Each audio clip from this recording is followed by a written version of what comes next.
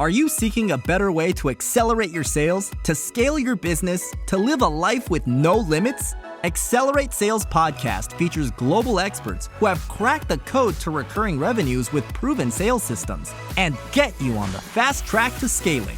Now let's accelerate your sales with today's episode. Hi, I'm Paul Higgins and welcome to the Accelerate Sales Podcast, episode number 434. Today you're going to learn lots, but in particular, you're going to learn the lessons from 3 exits. That's right, not just one, but 3 exits. 2 factors to consider when picking the right entity to sell to, because ultimately it is your decision. And the third thing is how to capitalize on the synergies of the acquirer once they have purchased you.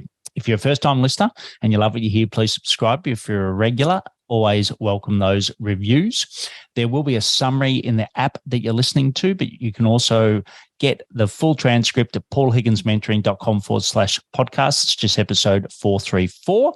And before we go into the interview with Lorne, I'd like to thank our sponsors. The first is the Cloud Consultants Collective. It's a free Slack community with peers helping each other to run their businesses better. You can find out more at cloudconsultantscollective.com. And the second is SendSpark. It's a wonderful video platform where, yes, it's got the analytics and it's got most things that the video platforms have got, but now it's also got a cool feature where you can do a little intro and then you can have a standard video and it links those together. It's absolutely brilliant. You can get 6 months free by going to paulhigginsmentoring.com/SendSpark. So today's guest is a highly experienced ERP and back office strategist with over 32 years of experience. He demonstrated his ability to lead organizations through strategy, requirements, and design sessions to achieve business goals. Additionally, Lorne's strong business and technical background has benefited clients in the design and architecting complex back office systems, which is why his knowledge was so sought after to be purchased 3 times. Lorne has strong technical and business qualifications with an impressive track record of hands-on experience in strategic planning and system engineering. So what I'll do now is hand you over to Lorne Kaufman from Momentum Solutionz, and Momentum Solutionz is spelt with a Z and it's a .com. Great to have you here, Lorne. Thank you. Thank you, Paul. Yeah, very excited. I've had a couple of people on that have had an exit once, but I haven't had anyone on that's got as what we call in here in Australia, the trifecta, where you've actually done 3. So very, very excited to learn more about that. But why don't we kick off with, in your current business, who your ideal client is and what problems you love to solve for them? So I kind of joke around a little bit on that, is that my ideal client is one that pays their bills, but in all reality, the ideal client for us is probably 500 million in revenue and above, that has large enterprise complex systems, that's looking to overcome operational or business process efficiencies.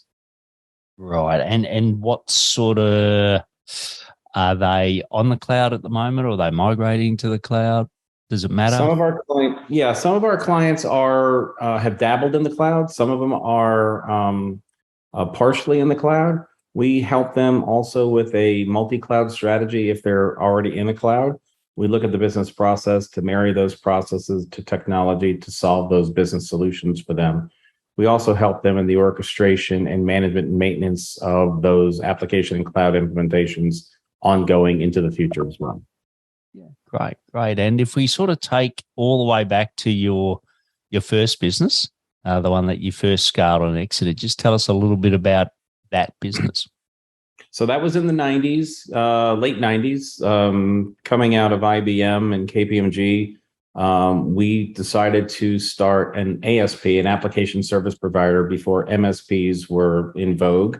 Yeah. And we hung our hat on a large ERP application called PeopleSoft, where it was a client-server-based application. The maintenance, management, upgrading, and support of those applications was greater than that of the implementation and benefit most organizations were receiving.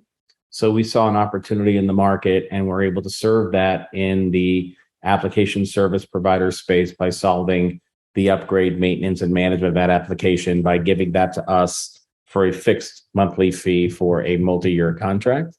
And that was the foundation of that business. And that business sold from 97 to 2001. We sold that company 4 years later. Great. And who'd you sell it to?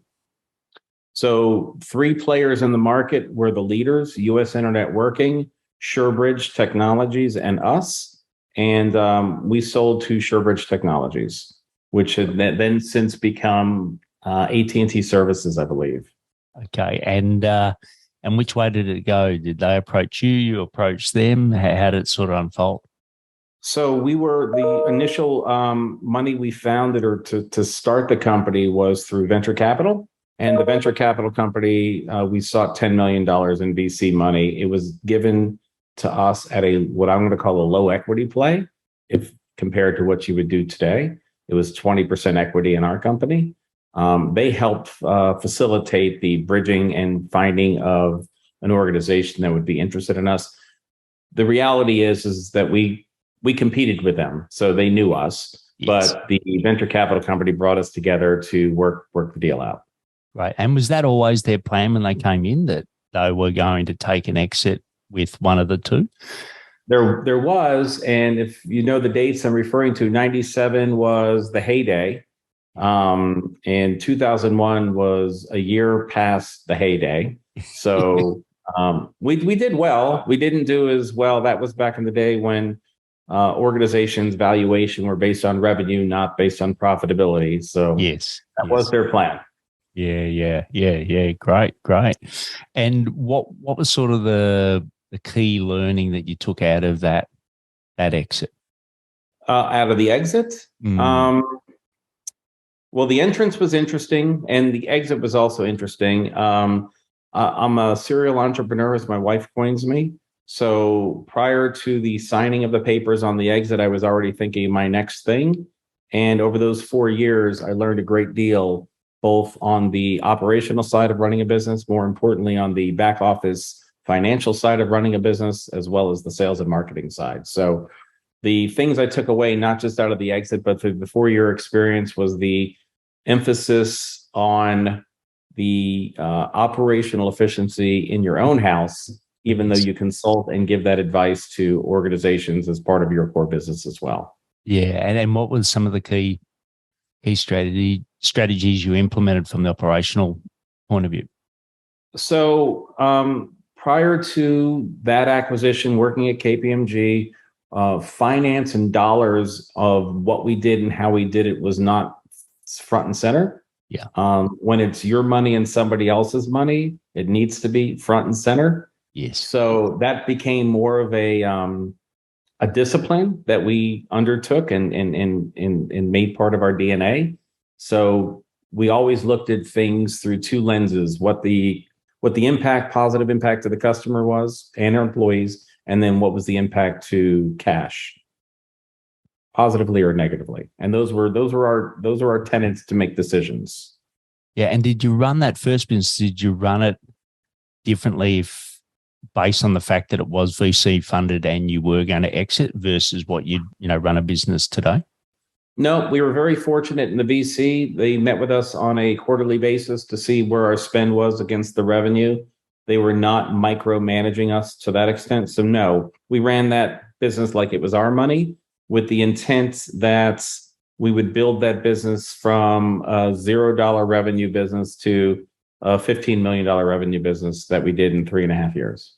Brilliant. And what was the key sales ingredient to drive that revenue increase?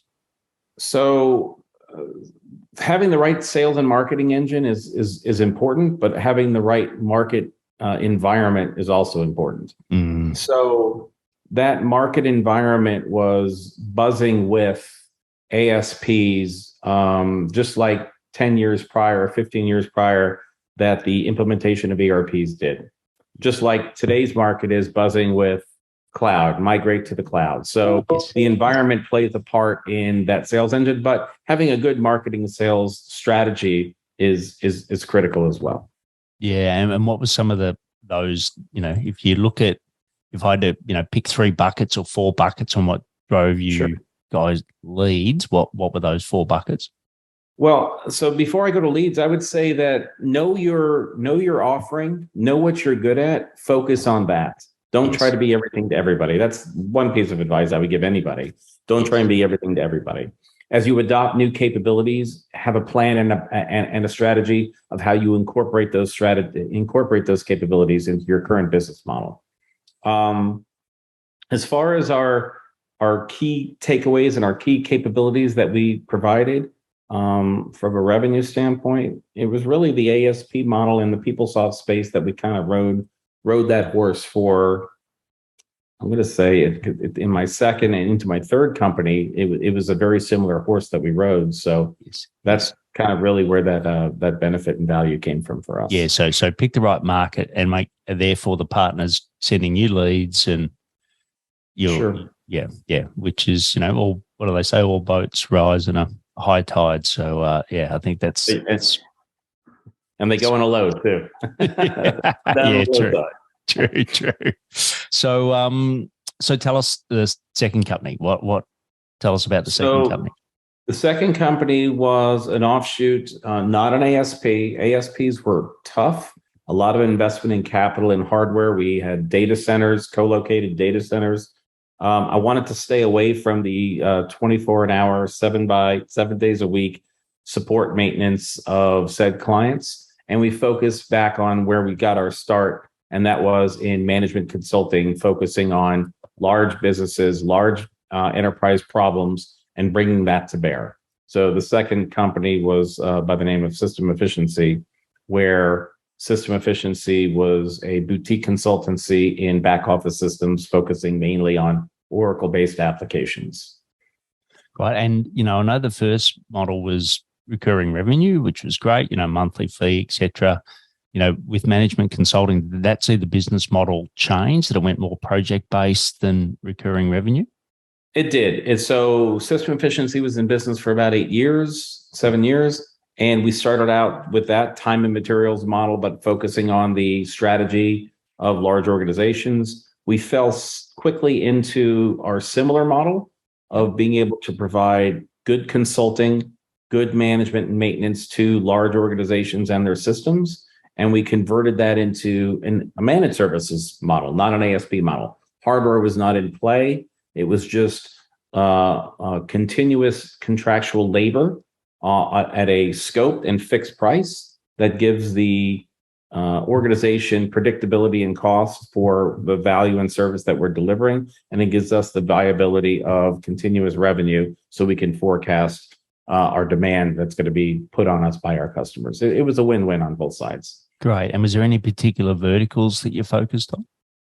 So for System Efficiency, and very much today, we landed into the higher educational space and the healthcare space, as well as retail. Those were our 3 verticals. And the retail space was really born out of where I came from, was in the retail space. So I had a lot of retail experience, and retail is unique, all the way from point of sale to transactions hitting the general ledger and supply chain. So we had a lot to bring to value to our customers in that area. Yeah, great. And what was the exit on that business? That business was, this is kind of a funny thing. It wasn't, it was a sale, but we converted that business into the current business of Momentum Solutionz, the business that I sold 2 years ago. But because of some personal changes in my life, I flipped that business to a different brand name. I'll just leave it at that. Yeah. Okay. Gotcha. And so we fast forward to Momentum Solutionz. So take us through, what was that business, or what is that business, I suppose? And once again, take us through the journey of the exit for that one. So the impetus of this was also to be high-end consulting for large corporations, solving complex back office problems. I found or met my business partner in Austin, Texas, 13 years ago. He also, like me, of the same ilk. We're working on a very large, complex, multi-year project. We connected. He had a lot of skills that I didn't have. I had a lot of skills that he didn't have. So we formed the bond and started Momentum Solutionz, which again, focused on that high-end consulting, but we quickly managed that into a managed services business upon our first client that we really achieved.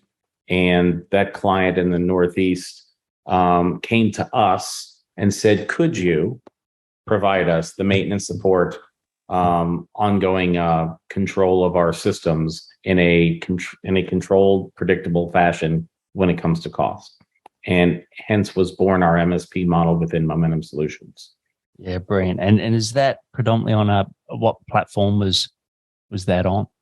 So we played in the Oracle platforms as well. So we did Hyperion, we did PeopleSoft, and we did Oracle eBusiness.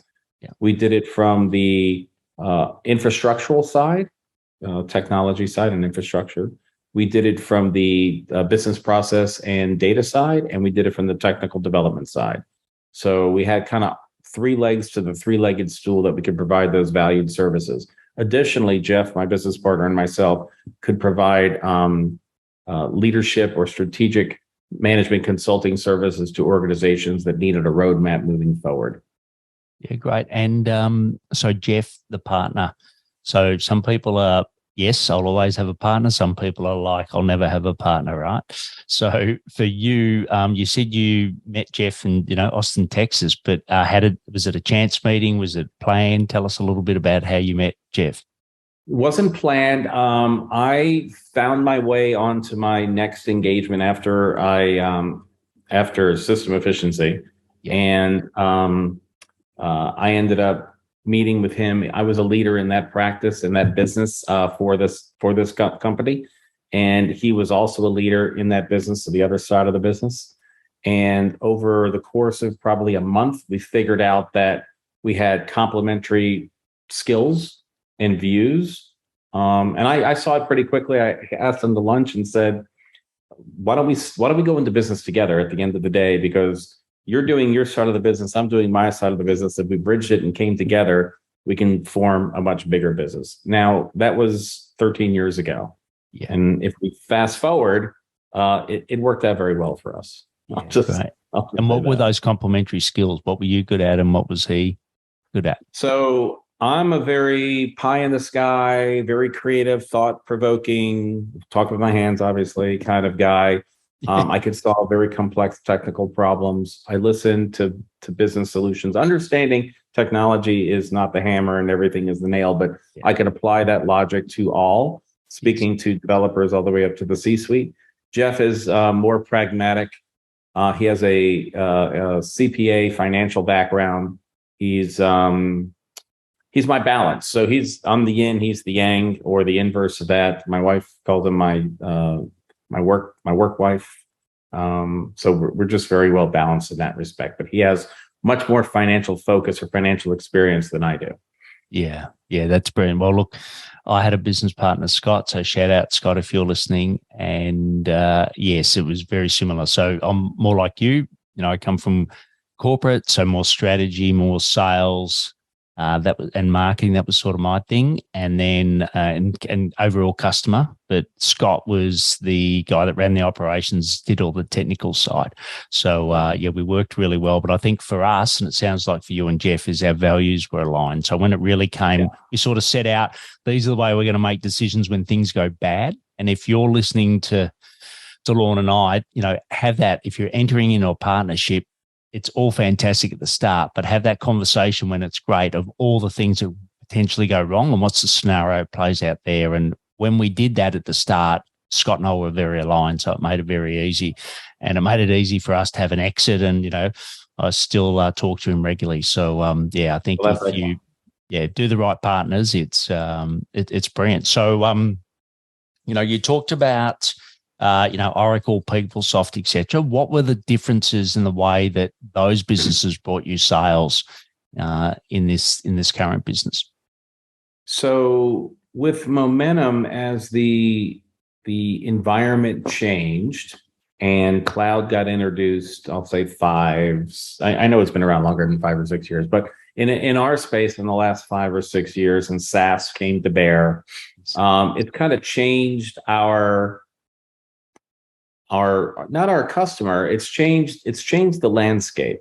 So we do strategy meetings once a year, and it came to bear that we needed to do something different. We've been riding this horse for 8 years. The horse may be a little bit tired. It's still opportunistic, but we need to be looking elsewhere. And that was also that complimentary conversation that we could have internally. And we decided to go in the direction of some of the SaaS-based applications as well as the cloud-based infrastructure. Yeah. So did you actually change SaaS vendors? So we with Oracle, PeopleSoft, eBusiness on-prem, and Hyperion, we still do today. And as organizations are looking to transition to their SaaS application, be it Workday, Infor, the three big ones I'll name, Workday, Infor, Oracle Cloud, there's a need that we can help with those implementations. We're a certified partner for Oracle. We're also a certified partner for ServiceNow. But as those organizations are making that transition from on-premise to cloud, we can help with the cloud implementation strategy, as well as the migration of hardware to infrastructure to a cloud. But they need somebody to then backfill their staff with their existing legacy application. So we get kind of both sides of the equation. The left side is temporary, maybe a year, until we transition them to cloud. So we kind of play in both camps. Yeah, and you've had experience across a lot of vendors. What are some tips you can share with us around how you do maximize the sales that they send you? What have you learned in regards to that?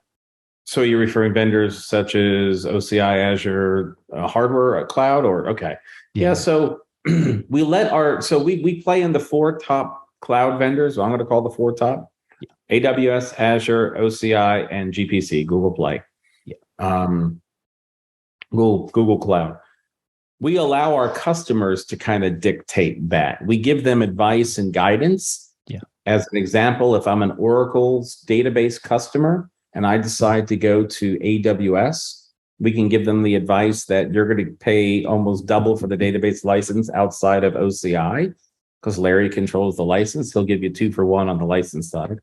That doesn't necessarily mean it's the right solution for you. You got to look at the whole picture, the whole enterprise. Yes. Where are their skills? Where do they currently play? Do they want to have an omni-cloud solution? But those are the 4 vendors that we play with, and there's not one size fits all. Everybody knows that.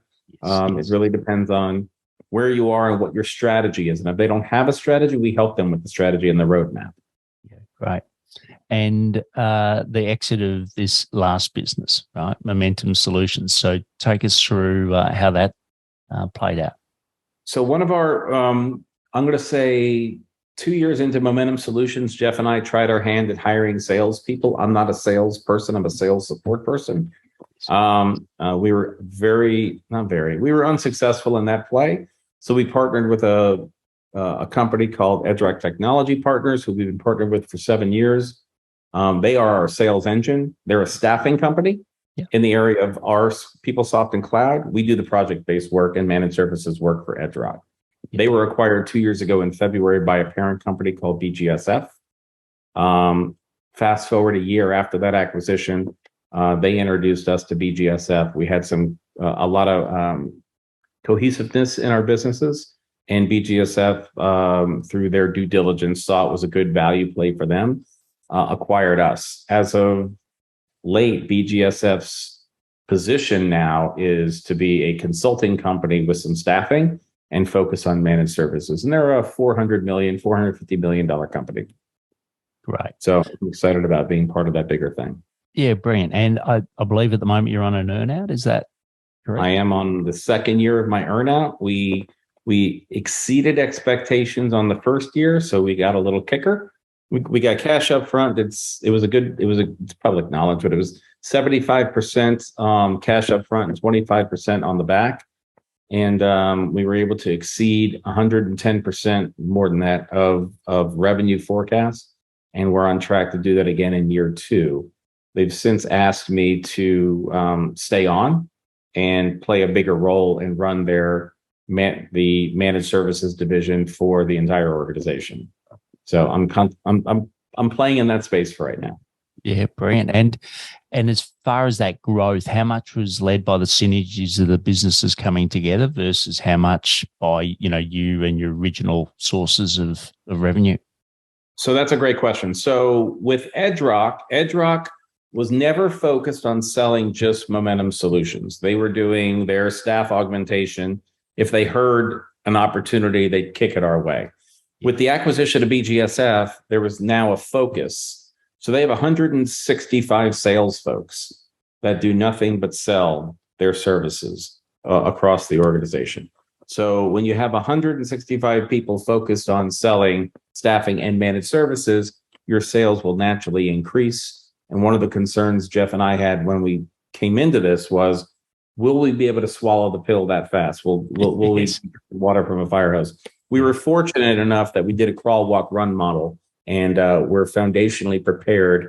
And as we've grown, we've more than doubled last year in revenue, and we're earmarked to double again in this calendar year 2023. Yeah, and look, I've worked with a couple of people that have had a similar thing, and I think you're right. Like, once you solve that sales, even though we're Accelerate Sales podcast you're listening to, you got to make sure that you're balancing the coin on the other side. So I think that's good. And I think that's your background, right? So it seemed to play exceptionally well to that, which made the synergy. Is there anything particularly in the deal, and it may have been any of the deals, that you could give us advice on to really think about that you post these three thought, yeah, I wish I had have known that earlier. I wish I had have, better thought of this particular thing? Sure. So I've been through three transactions, so to call it. The first one we recapped was VC money. It wasn't an aggressive market back then. The second one was my money. The third one was BG money. Having worked with other organizations and helped them through their mergers and acquisitions, we consciously steered away from private equity, not knocking private equity. Yeah. I think if you're looking at selling your organization, you need to look at two things that are more paramount to you in the value. What is the buying company going to do with your company, your culture, and your people and your customers? I think that's paramount. And based on those similar values, we'll call it, if you align, the number one thing you should look at is look at the values of the organization that's going to buy you. If they're private equity has one intent, and I'm not knocking them, is to make money. They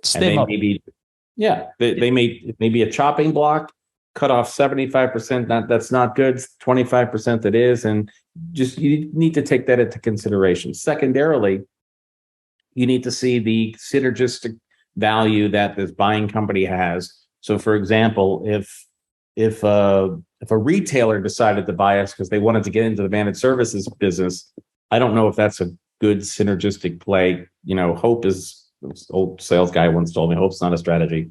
At the end of the day, make sure your values align, and make sure your focus and direction of where you want to go align as well. Yeah, I think that's smart. And these days, most businesses are, like you said, sold more on a profit than on an EBITDA rather than a revenue, unfortunately. But it's the multiple is normally made up of the business, i.e., what's the profitability of the business, and then often it's around the systems and the risk of the owners, etc., to get the higher multiple, i.e., the more involved the owner is, typically the lower the multiple. How did that sort of play out in this last transaction for you, knowing that you were a key person that was going to continue to be in the business, or you and Jeff? So that's an interesting question statement. If I go flashback to 97, we knew what the multiples were on an ASP. Again, this was a new market. If I look today on managed services, we had an idea of what the multiples were based on EBITDA or net profit. And BGSF gave us a very fair I'm going to say even not more fair than we anticipated, but a very fair multiple on our net profit. So if you're looking for an exit, one of the things you need to look at is use your peers and find out what you think based on your type of service that you're offering or product, and figure out what those multiples are. Like my brother's going through one right now. It's going to vary, and it's going to vary on calendar years. It's going to vary based on the market. It's going to vary based on the economy, and all those things come into play. So and BGSF treated us very well on the multiple. Yeah, and is there anything that in particular that they looked at as a key factor in that multiple? Yes. So consulting revenue, what I'm going to refer to as staff augmentation, not knocking it. I call it butts and chairs, which that's what we call it in our industry. Yeah. Has 75 cents to $1 per revenue multiple. Yeah. So you have $1 million in staffing, you have $1 million value business. Yeah. Managed services, which is recurring tight contracts like you do on a lease on a building, has anywhere, depending on the service offering. There's, if you're a niche MSP, your multiples are going to be higher, are going to range anywhere between 5 and 11 times EBITDA. And if you're specialized, you can go 10 to 15 times EBITDA or net profit. Yeah. Yeah. Okay. Brilliant. Well, it's the whole journey of 3 exits is fantastic. And I think, you're listening to Lorne and you're saying, look, probably, I'd love to have one. But I think, the key thing is just, the strategy of the right market, as he said, the right markets, and then the right providers in that market is going to make everything else a lot easier. But what we'll do now is go to the rapid fire questions at the end. Are you ready for that, Lorne? I think so. Come on, I know you are. Let's rock this out. So the first thing is, for you did mention that, you're not natural at sales, but the things that you do around sales, what are some of the daily sales habits that you do? So I watch, I was trained by a very focused salesperson, but today I watch a gentleman by the name of Grant Cardone. I don't know if you're familiar with Grant Cardone. He's nationally known. I get intrigued and enthused by the simplicity of his position and model. And sales is not simple. Everybody knows that. Yes. But if you sit and listen to his positioning on sales, it really drives me and gives me some things to consider and focus on when I'm in an opportunistic place to do sales, which I do every day. I just have a salesperson leading that effort that gets me to the initial conversation. Yeah, brilliant. All right, well, that covers off the second question: is where do you source great sales information? So that's great. So we'll go to the third one, which is, if we could grant you one wish today for Momentum Solutionz, what could that be, or what is that for the company? Yeah, I think. A wish that we could have, I want to say a more focused customer target, because what we do is, like I said, if you use the 2 components that we use for who we market to, 500 million and above, and complex ERP systems, that could pretty much be anybody. Yes, and then you can narrow it down to retail, healthcare. But if I had give me a list of 500 companies that I should focus and target on, that would be my wish list. If I'm looking for a wish list that would benefit the customers and the employees of Momentum Solutionz. Right. So knowing what you know now after these 3 businesses, the 3 exits, etc., what's something you wish you had have done earlier in your business journey? Practice my golf game, but I didn't have time for that. In my business journey, I remember when we left KPMG to start TransChannel, my first company, and my partner who brought us into KPMG did not come along. It was the 3 of us that started TransChannel. Said, you guys you're not going to be successful because you don't have your spreadsheets and your PowerPoints. And we're like, what? So I know that sounds trite, but definitely have your operational plan in place and make sure you have a good sales and marketing plan in place. Don't underestimate the value of those when building and then eventually selling your business. Yeah, great advice. Well, it's been brilliant having you on. Thanks for sharing so openly about your 3 exits. And I'm sure you listening have taken a lot of great value out of Lorne. We'll have all the links in the show notes we'll talk about in a moment. But Lorne, brilliant having you on. And thanks for once again sharing so openly on the Accelerate Sales podcast. Thank you, Paul. That was a great interview with Lorne. First time I've had someone on that's had 3 exits. I love the fact that he talked about knowing your numbers. And also the other part is that hope is not a strategy. And how often do we hope, especially in the area of sales? If you loved what you heard from Lorne, share your learnings on LinkedIn. His profile's in the show notes, but he's also very keen to get questions from you. So if you want to post a question to him, definitely do that. And also for the CCC members, if you've got a question for Lorne, just post that in Slack. He'd love to answer it. And all the links are in the summary of the app, and you can get the full transcript at paulhigginsmentoring.com/podcast, episode 434. And if you have, 1, 2, you might even have 10 peers that that could benefit from this, particularly if they're looking to do an exit or they've got a partner interested. I think this would be a great one to share with them, and they'll think you're a rock star and you'll make their day. And it's always nice to have that feeling of sharing. Check out our solo shows. Also, don't forget that free Slack community at cloudconsultantscollective.com. If you like created content just for you as a cloud consultant, you can subscribe to our newsletter at paulhigginsmentoring.com/newsletter. Next week's guest is Jay McBain. You've probably heard of him before, and he's going to talk all things ecosystems. And send your questions in preparation for that. Just send it to paul@paulhigginsmentoring.com. As always, please take action to accelerate your sales. I'm fired up after today's episode. What about you?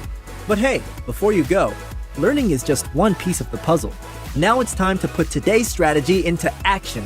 Head over now to today's show page at paulhigginsmentoring.com/podcast and share how you'll put it into action. Be sure to head over to your favorite podcast platform and subscribe, rate, and review the show. Tell me what your favorite episode is. And don't wait 1 minute more to gain access to your pulse check at paulhigginsmentoring.com. This could be the difference between struggling to get more leads and making this next quarter your best one yet.